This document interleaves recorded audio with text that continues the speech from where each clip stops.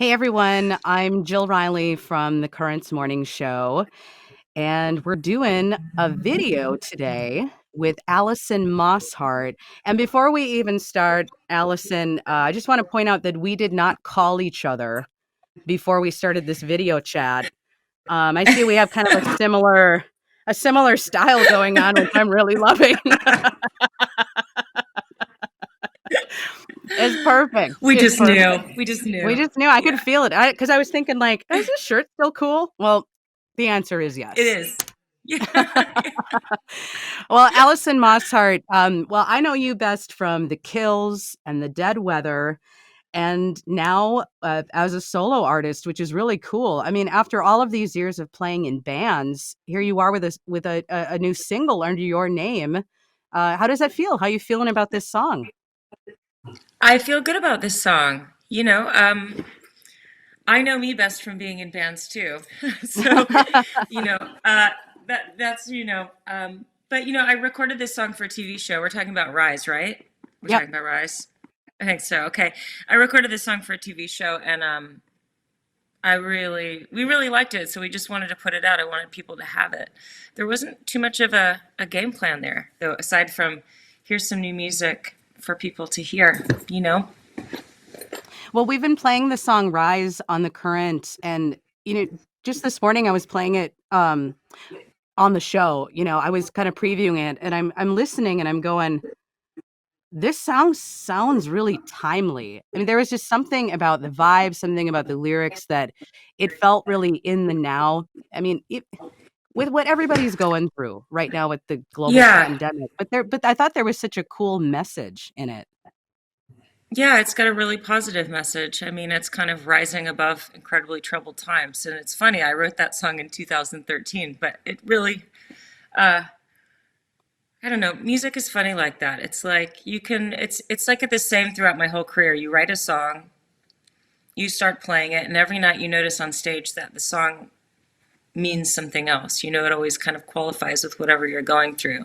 And you might sing it differently, or you might dance it differently, or project it differently.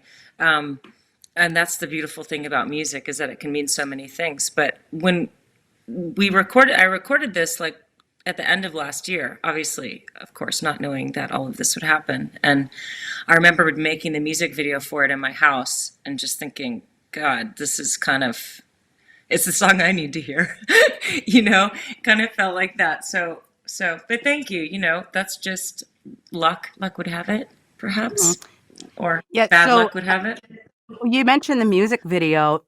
You mentioned the music video, and I love how you incorporate like cruising car culture. And I know that you're a big fan of car culture. So where did you shoot that footage? So right before I came back to Nashville, right before all this happened, I was in LA. And on my last weekend I was there, a friend of mine said, hey, I know that there's these lowriders that go cruising every Friday in East LA. Do you want to come and check it out? And I just bought a video camera, not for any purpose of making a music video, but just because it's something I used to always do and I haven't done it in years and I just wanted to get back into it again. So I brought my video camera. That was the test run for the video camera, and I just filmed a bunch of stuff that night.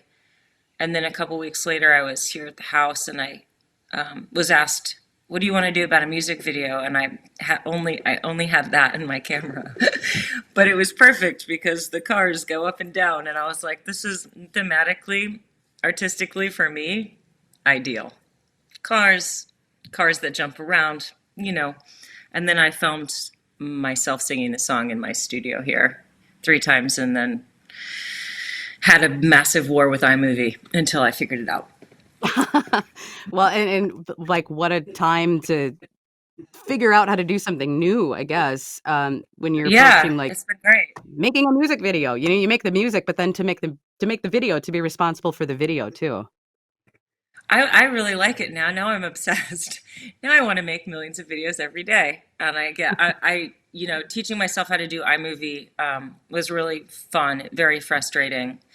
But then I quickly made another music video, and then now I bought myself Final Cut Pro because seriously, iMovie, just no more of that. But But yeah, this whole new hobby developed.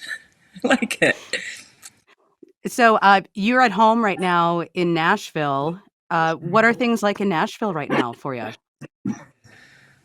Well, I don't know what's happening out there. I haven't really left the house. I've gone out like 4 times in 7 or 8 weeks at this point, to the grocery store, which is pretty non-eventful. But there's traffic. I think parts of Tennessee are opening, but not my county. It's still under total lockdown. So I'd like to think everyone's following those rules, but I don't know. I always feel a little bit weirded out when I go out to the grocery store and I see lots of cars and traffic. And I'm like, we'll see. Like, did It everybody feels get the good inside memo my on this? house. Yeah, yeah. Yeah, you never do know. But it's been good. I'm just living in this kind of bubble and talking to strangers from far away and making art all day. And I've been on tour for 24 years. I guess I have 24 years of being home to catch up on. So let's do it. It's fine. Yeah. So we talked a little bit about the video that you made for Rise and car culture. Do you still have that charger? Challenger. And yes, I Oh, do. Challenger. It's I'm in the sorry. garage. Yes. It's Yes. okay. Most So common mistake in the whole world. you have a Challenger. I'm going to write that down so I don't make that mistake again. You know what I One thing that I really admire about you outside of your music, so just a little bit about me. My dad restores hot rods for a hobby, and I was raised in drag racing culture, and it's not often that I see other women, like women may be into car culture, but they're not in the driver's seat, you know? Right. And I have such an appreciation for, like a tough sounding car. My dad had a Chevelle that he drag raced. And again, he's been, really Awesome. exposed me to hot rod culture when I was growing up. And so I just remember watching the episode when you guys were with Anthony Bourdain and you took him for a ride in that Challenger. And that was my favorite part of the episode. Really. It was. Yeah, mine too. It was pretty fun. Um, yeah, I love my car, and I certainly love giving people rides in my car. I love my car. It feels like I'm like completely safe in there. It's my own little world, that goes really fast, so damn fast. When did you connect with the Challenger? I mean, when did that become your car? I mean, my dream car is a 65 GTO. I want it to be black. I want to own it someday. But when Yeah, did you know you were a Challenger girl? when I saw Vanishing Point, that movie, and that had 1970 or 71 white Challenger in it, and it's just the entire movie is a car chase. That's it. That's the only thing that happens, for like an hour and 45 minutes. And the car is so beautiful. And that's how I fell in love with it. So I just watched that movie over and over again for years and just really wanted one. And I remember when Dodge started making them again, I couldn't believe it. So I would stock those cars. I would rent those cars. I would do anything to touch those cars or be near those cars. I'd go to car dealerships to just stand around those cars until finally I was able to get one. Well, I hope you never get sick of talking about your car because it really is a beautiful, I mean, just the noise that it makes. And Yeah. anyone who can appreciate, there are so many people that a car is a carriage that gets them from point A to B. But I mean, from what you said, you feel safe in there. Like you really feel like you're like, I mean, it's part of your identity. I mean, it feels alive to me. It's Hmm. weird. I feel like it has a personality. I feel like it's it's a really powerful car. So that kind of does something. You have a lot of respect when you're driving it. It's different than driving a number of other kinds of cars that I've driven in my life. It's like it's a different experience altogether, and and I love it. Like I can't be unhappy when I'm driving that car. So that's a gift. You know, Hmm. just is my like I understand why you want your car. I know what car you're talking about, and I mean I want that one too. I love all muscle cars. I mean, I'm not picky. I love them. I love how they sound. I love how they smell. I love how they look. I mean, everything. I've almost crashed my car seeing other ones. You know what I mean? I'm Yeah. like it's just I don't know why I have such excitement about them. Have you ever taken have you ever taken your car to a place where you could, like, a drag strip? I mean, have you ever been able to do that to just really see what it's got? Yeah, on like, 40 West on the highway when there's no one around. That's my drag strip. I remember finding like places sort of like maybe it was not on 40 anymore, but in Louisiana where for as far as the eye can see, a highway with nobody on it. And so you go like 142 miles an hour. You just see how far you can push it. And you hope that there's not a cop around the corner because you'll never be able to drive again. You're just like, Exactly. it's worth it. I gotta try. I gotta try. Um, yeah, I've only done it on actual roads where you shouldn't. But no, I've never, everyone always asks if I've ever driven on a track, and I've never done that. I've been invited to do that before, but I don't really want to buy 4 new tires for that thing. They're not cheap, you know. I'm gonna borrow someone's car to do that if someone would allow me to do that. I'd be I hear happy. you. Yeah.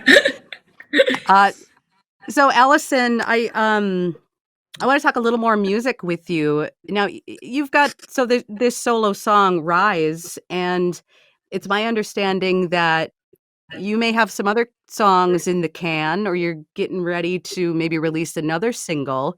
Um, Yeah. yeah, so do you have enough for a full length record? Is that kind of the plan? No, I haven't recorded any more than this. So I recorded Okay. that one. I recorded Rise for the TV show, and then Domino were like, well, why don't we put it out as a single? Which made me excited because then I said, why don't we put it out on 7 inch? Because that's kind of where my brain goes, and I want to make artwork and I want to do all that, which meant that I get to do a B-side. So that's what's coming out next, which in a couple of weeks, I think. Okay, sounds good. Are you working on any music with the Dead Weather or the Kills? Me and Jamie are writing a record right now as we speak. Yeah, we were working together tons in LA before I had to leave, and we're still just back and forthing every day, which is very normal for us because we're used to living in different places or, working from afar. So, yeah, that's what we're doing. And I'm really hoping that when all of this is over, we can go back on tour. That's what I would Yeah, really like. you and a lot of people, I can tell you that. I know. Um, It's like I'm just dreaming of it. I can't wait. what do you miss most about the stage?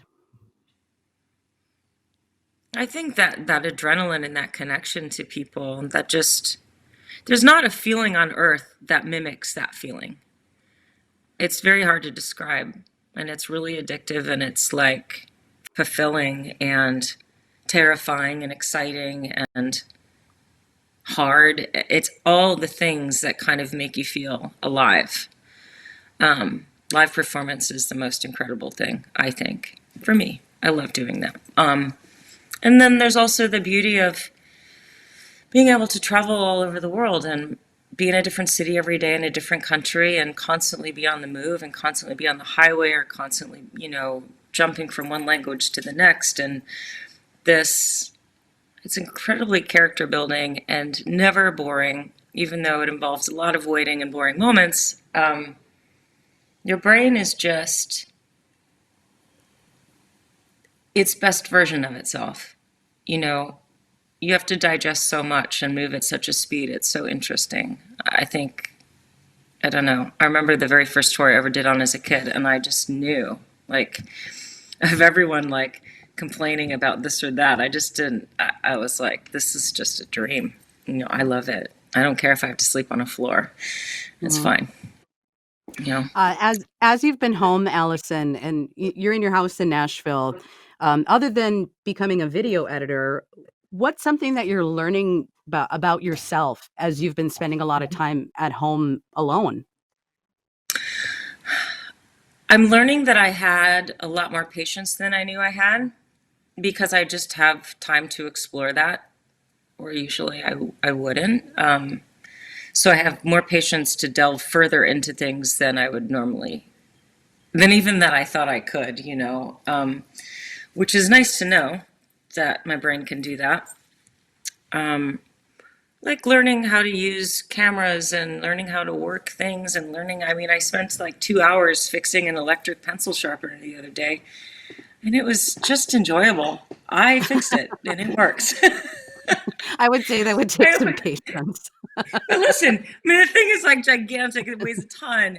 There's like a jet engine inside of it. I kid you not. It's so loud. It's so crazy. And I had to take the whole thing apart.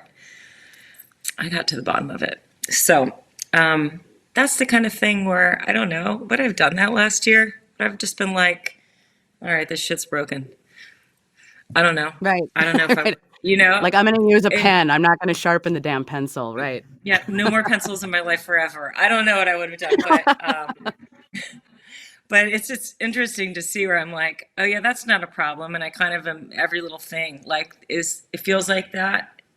I think I'm up for it. You know what I mean? And I guess it could be the most mundane thing, but I'm enjoying it. So there's that, I suppose. Fixing pencil sharpeners. Send them over if you've got a broken one. I'm happy to, You're like to have a a look. small appliance repair woman now, maybe in the Yeah. next phase of your life. You never know. Well, I Well, remember Allison, when I was little, I used to take apart radios and put them back together. I was really into taking shit apart and putting it back together. I don't know how successful I was at the time. I know that I would always be like, my mom would come into my room and there would just be parts and pieces everywhere. I don't know what my point was, but I think I'm back there. I've reverted into my childhood self. Yeah. but I imagine that relates to music and like constructing and deconstructing music. I mean, I think there's probably something there with just how your brain works creatively. I think it's going to be interesting. I can't tell because I'm in it what's happening with my songwriting right now, but I keep doing it every day. It's a practice. And most of my life, the way I write songs is in like 3 seconds. And it's just like, boom, there's the song. And then I kind of just hand it to Jamie to make it sound good. Help. But, but I have all this other time, to think about how I'd want it to be and how to achieve that. And so we'll see. We'll see what happens. We'll see what comes out of this. It's going to be interesting to me no matter what things I become better at or what things I overanalyze too much just because I have the time. We'll see. Right. Well, Allison, before I let you go, so you just kind of touched on the early days of touring about, how you loved it from the very beginning. And I was talking about you with a friend. We share a mutual friend, an old friend of yours, a friend that I made a couple years ago, Billy Morissette from Dillinger 4. All We were right. chatting about you, and he was telling me some stories of the early days of touring with you when you probably would have been in District. In Discount. Oh, Yeah, I Discount. was in I'm sorry. Discount. Yeah, yeah. And we went to Japan together. I've been going through all my old photographs too. I think like everyone on earth is doing right now. And I found a whole bunch of photos from when Dillinger 4 and Discount went to Japan. It's pretty great. I mean, you know how big those guys are, and I was in a four-piece band, and we were all sharing a very. We were driving around the entire country in the very, very smallest Japanese minivan. There was 8 of us or 9 of us or 10 of us. I don't know, but like 10 of us in like 6 seats. God. Um, got the photos to prove it. Yeah, it was really fun. It's crazy. We toured together a lot. We played together a lot. It was really fun. I love those guys. Yeah, and they're still going strong, still playing to this day, which is really cool. And with the energy that they put out on stage and with their performances, I was always very scared of all of them. Um, and then when I got to know Billy, I'm like, he is one of the kindest, gentlest people I have ever met in my life. They all are. They all are. Yeah. Yeah, well, he had very nice things to say about you and shared some really funny memories from when you guys were in Japan together. So I just wanted to say that we not only do we have the same fashion sense, We have the same friends. we got the same friends. All right, Will you tell Billy I said hello, please? I will. I absolutely will. Okay. Allison, I appreciate you talking to me today, and best of luck. And can't wait till you can get back out on the road. And congratulations on doing some solo work as well. Thank you. I really appreciate it. All right, Thanks so take much. care.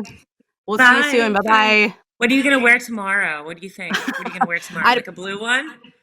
I'm a Think black about it. t-shirt kind of person, so but I do have a black flannel kind of like this. So you can always count on Okay, a black cool. t-shirt from me. Okay.